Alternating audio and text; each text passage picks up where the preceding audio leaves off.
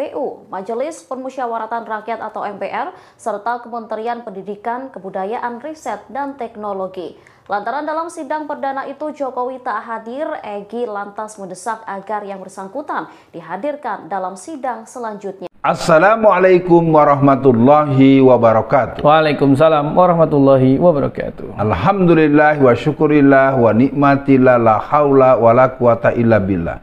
Pemirsa, kita jumpa di acara Dibacain Berita. Di ruang tayang Anda akan selalu hadir berita-berita yang menginspirasi, berita-berita yang memberikan kabar-kabar pembanding. Bung kameramen, disilahkan. Iya, Bung Alfian. Ini ada dari sahabat Bung Alfian, Gus Nur. Nah, Bung Alfian, ini dari detik.com. Judulnya adalah Gus Nur dituntut 10 tahun bui. Protes disamakan dengan Bambang Tri. Bung Alfian, bagaimana respon awalnya Bung Alfian? Karena yang saya tahu Gus Nur itu dianggap menista agama. Kalau dianggap menista agama, Ahok aja cuma 2 tahun. Masa ini nuntutnya 10 tahun nih kayak konyol Bung Alfian. Silakan Bung Alfian.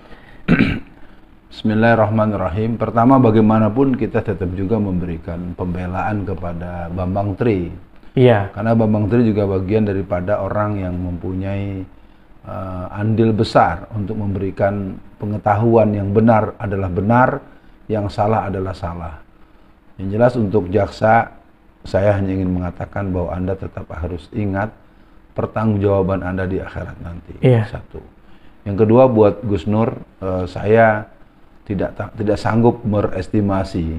Sesungguhnya hakim adalah orang yang mesti bersikap hakim, karena Al-Hakim itu nama Allah.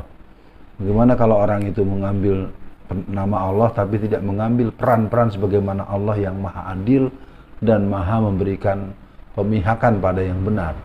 Nah, jadi tuntutan 10 tahun penjara ini sangat kental sekali bahwa itu adalah bukan proses hukum, tapi lebih bersifat proses kemarahan, proses politik, proses ketidaksukaan kepada orang yang sedang berperkara, dan saya pikir ini sebuah ketidakpatutan dan boleh dibilang kekonyolan atau norak atau mungkin zalim begitu.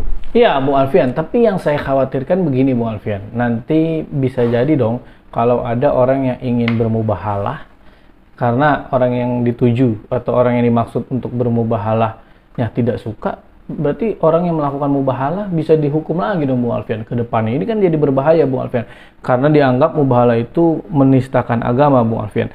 Itu yang pertama. Yang kedua Bung Alfian, kita jadi dipaksa untuk fokus atau dipaksa untuk menyalah-nyalakan Gus Nur.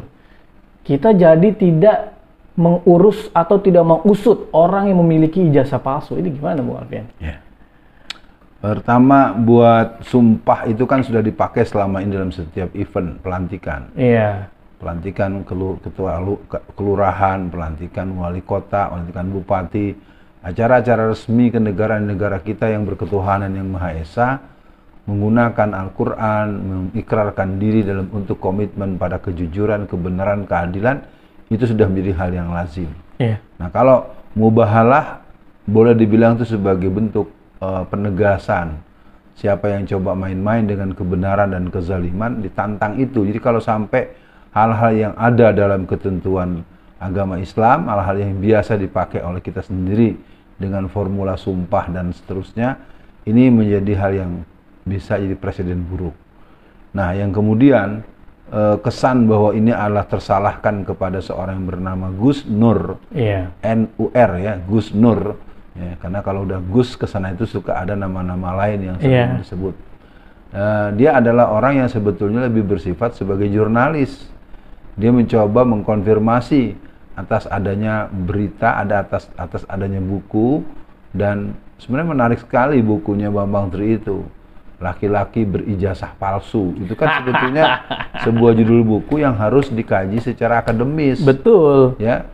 Sama dengan dulu Jokowi Undercover, itu kan dilarang bukan karena pernah ada pengkajian akademis, lebih bersifat belum di ultimatum oleh Kapolri saat itu, siapa yang punya buku itu akan ditangkap. Jadi kebetulan sangat mencolok sekali bahwa negara ini dikelola dengan adik kuasa, adi jumawa, dan adi negatif lah gitu ya.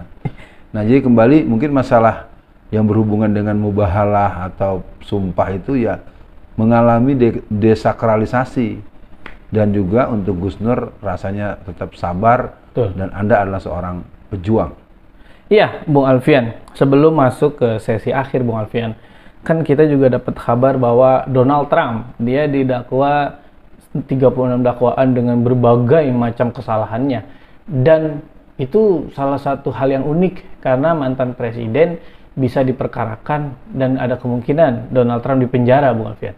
Apakah itu bisa juga, Bung Alfian, terjadi di Indonesia? Dalam artian bukan karena kita benci kepada seseorang, tapi karena orang itu memang kita objektif gitu ya, karena mungkin ada mantan presiden atau yang nanti turun dari presiden, dia punya kesalahan yang fatal yang kemudian bisa dihukum, Bung Alfian. Gimana, Bung Alfian? Menurut hemat saya suatu hal yang sangat standar ya, sangat wajar. Bahkan dalam semangat law enforcement itu merupakan sebuah keharusan. Jadi harusnya buat para pemirsa, buat masyarakat maupun teman-teman dekat beliau, siapapun beliaunya itu, beliau lah gitu ya. Intinya Anda semua jangan lagi-lagi